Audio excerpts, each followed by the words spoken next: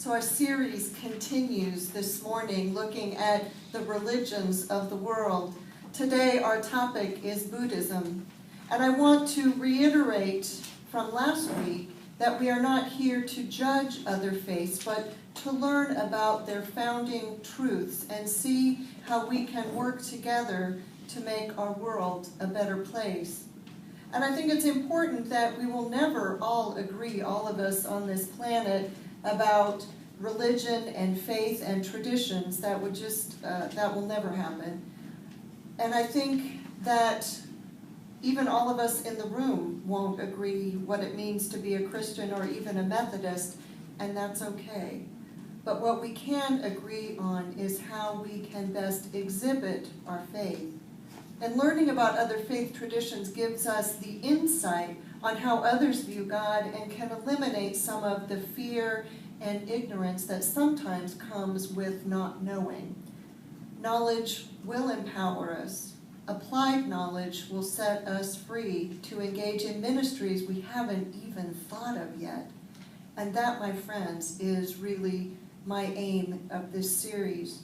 Opening our minds to what God has in store and being open to the possibilities that those new ministries might mean us stepping across the street, not just to the Episcopals, but perhaps to other faith traditions, to set up a partnership in ministry together.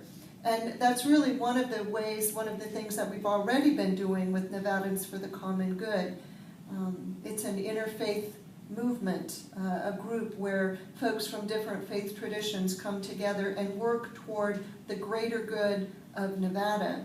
Christians working alongside Jews, working alongside Muslims and others, because we can all agree on what the problems are, and we can also agree on what the solutions are, and we understand what it means to bring hope to our world. It's really a pretty remarkable organization when you think about it, because we are able, as people of faith, to set aside our doctrine in favor of pooling our resources and making God's creation a better place to live, work, and worship. So with that, let's begin with prayer. Lord, may the words of my mouth and the meditations of my heart be acceptable to you, O Lord, my rock and my Redeemer. Amen. Well, I will begin the lesson today on Buddhism with the birth of the Buddha. His father was a leader of a small kingdom. His mother Maya had a very vivid dream in which 4 angels carried her high into the white mountains and clothed her in flowers. A magnificent white bull elephant bearing a white lotus on his trunk approached her, walked around her 3 times, and then the elephant struck her in the right side with his trunk and vanished into her. Now when she awoke from the dream, she told her husband, and he had 64 Brahmin come to try to interpret this dream. Queen Maya, they said, would give birth to a son, and if the son did not leave the household, he would become a world conqueror. However, if he was to leave their household, then he would become a Buddha.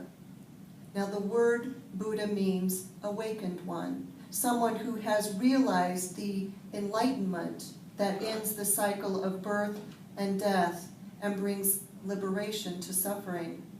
So when the time for the birth grew near, Queen Maya traveled to her hometown to give birth, and along the way they passed a grove of blooming trees, and she asked the procession to stop, and she got out and walked among the trees. And the story says that as she reached up to the blossoms, her son was born. If only it was that easy, right, ladies? But then the queen and her son were showered with perfumed blossoms. 2 streams of sparkling water poured from the sky to bathe them. And the story says the infant stood, took 7 steps, and proclaimed, "I alone am the world-honored one." Then Queen Maya and her son returned home. The queen died 7 days later, and this infant prince was nursed and raised by her sister, who was also married to his father. Now the baby's name was Siddhartha Gautama. Siddhartha's father did his best to shield him from the suffering of the world. He was raised in great luxury and affluence, protected from the realities of the world around him. At the age of 16, as was their tradition, he married and later became the father of a son. He struggled to find his place in the world, as many of us do as young people. As a 29-year-old Hindu, he was dissatisfied with having so little direct access to God. He longed for a personal relationship with the divine, and so he set out on a journey from his father's home. He explored the city that was just outside the palace walls. He began his search for truth. He first came upon an old man who was crippled with age. He had never seen suffering, and the sight of this man troubled him. He asked his driver if this was the fate of all people, and his driver affirmed that yes, we would all grow old. Siddhartha pondered this and ventured out a second time from the palace. This time he came upon a man who was sick and near death. And again he asked his driver, "Is this the fate of all people?" And his driver affirmed, "Yes, we will all suffer illness." Deeply troubled at these realizations, he felt anxious and desperate. He ventured out of his father's home a third time, and this time he saw a funeral procession. His driver answered Siddhartha's question that yes, that is the fate of all of us, because we all will die. Siddhartha experienced in that moment what existentialist philosophers call angst. It's that dread or anxiety about the apparent pervasiveness of suffering. All of us come to a moment of angst, that time when we realize perhaps our own mortality. Sometimes we experience this as younger people, some not until we're older, and perhaps witness our friends and loved ones passing on as we realize that we won't see them again in this life. Siddhartha's angst led him to question the despair, the suffering, and the anxiety that he witnessed. And as much as his father had attempted to shield him from this and from the world, he was instead drawn into it. His father tried to help him come to grips with the realities that he had witnessed and suggested that he have a huge party to chase away his son's despair, but nothing helped. Siddhartha had already possessed everything a person could want in the way of material things. In fact, the inability of material pleasure to reduce his angst led to even greater despair. So one night, while his wife and his son were sleeping, Siddhartha gazed on them one last time and left the palace. He left his life of prosperity to seek the answers to human suffering. Now, as Christians, we are blessed to be able to find peace, the peace of God, to connect to the good news of Jesus Christ and experience that peace which surpasses all understanding. Siddhartha didn't have access to that, so he went searching for the truth that he longed for. And as he had found no comfort in his own faith tradition of Hinduism, his journey took him to practice extreme asceticism, where he lived a monastic lifestyle. He chose to fast and deny his body, eventually coming to eat just 1 grain of rice a day. And finally, on the verge of starvation, he realized that self-denial had not eliminated his angst. So he decided then to pursue a more middle path, an answer somewhere between pleasure and asceticism. But still he found no comfort. Finally, 6 years after he began his journey, at the age of 35, he had a profound revelation, an insight that would help him at last let go of that angst. While meditating one day under a tree, he fell into a deep trance and seeing the world in a way he had never seen before. When he awoke, he came to understand that he believed what he believed was the source of suffering and the path to overcome it. More than this, he let go of all things that led to suffering. Siddhartha reached enlightenment. Now the Pali word for enlightenment is Bud, B-U-D-H. And Siddhartha became the Buddha, or the enlightened one. And he would spend the next 45 years teaching others what he had learned, a philosophical and meditative system that was meant to free human beings from suffering in this life and to deliver them from the prison of endless reincarnations. The Buddha never claimed to be a god. He was merely a man who had insight into the nature of suffering and the remedy for it. He died at the age of 80, and many of his followers then continued to carry forward his teachings. So what are the foundational beliefs of the Buddhist tradition? Well, there are many, and we'll consider just a few this morning. And first, I think it's important for us to remember that Buddhism is the only major religion that is non-theistic. They do not worship a god. The Buddha never said he was God. He was a man who was enlightened. The Buddha simply said that the question of God's existence is irrelevant for ending human suffering. Now, as Christians, we might question that. But based on the Buddha's experience, his conclusion is understandable. After all, he turned to the religious deities of his day and found no help. Buddhists neither deny nor affirm God's existence. In most forms of the religion, Buddhists don't worship the Buddha, but they do revere him. They look to him as a guide and an example. They hope to achieve the kind of enlightenment that he achieved. The enlightenment that came to Buddha involved certain truths or precepts. The Buddhists call them the Four Noble Truths.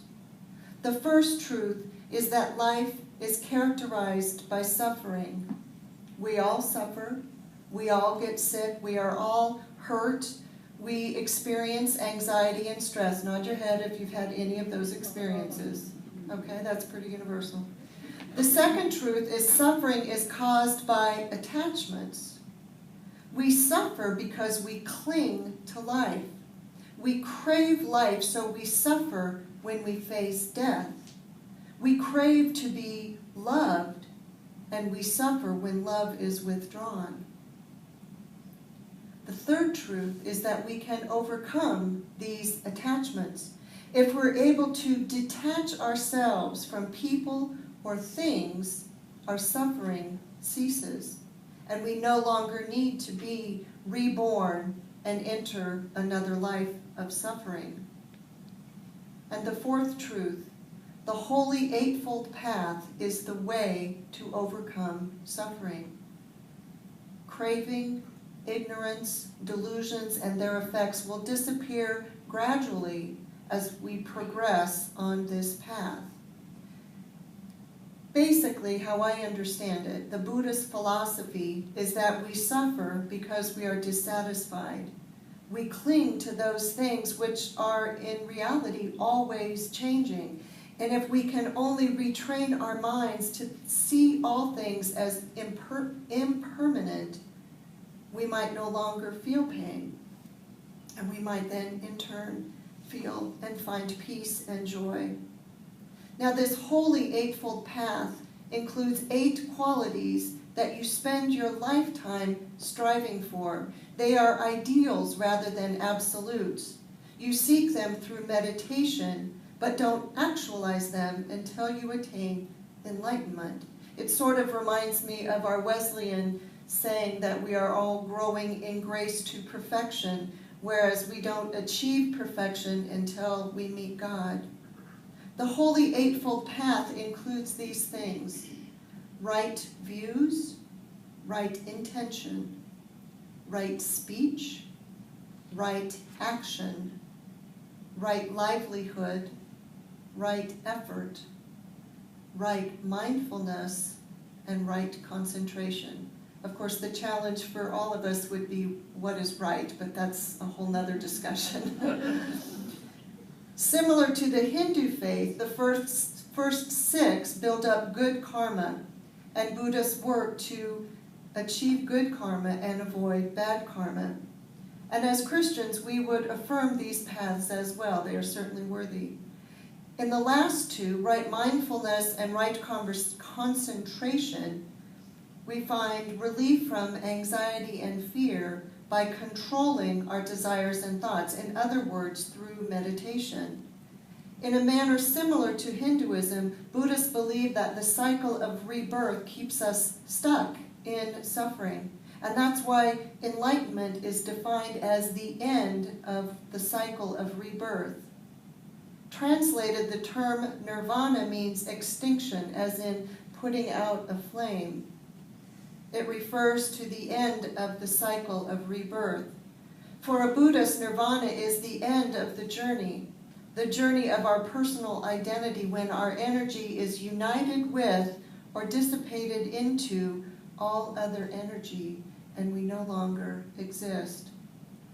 Now, I'm sure many of you are already thinking of how Buddhist traditions align with or diverge from our Christian faith. Many of the Buddhist teachings are profound and could easily fit into our wisdom literature.